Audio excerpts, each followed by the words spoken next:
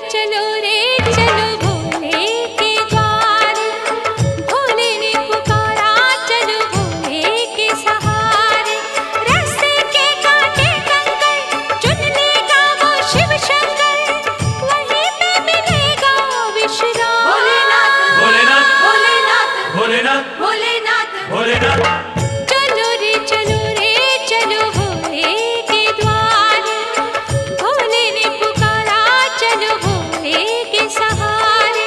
रास्ते के कांटे कंकर चुन लेगा वो शिव शंकर, वहीं पे मिलेगा विश्राम। भोलेनाथ भोलेनाथ भोलेनाथ भोलेनाथ भोलेनाथ।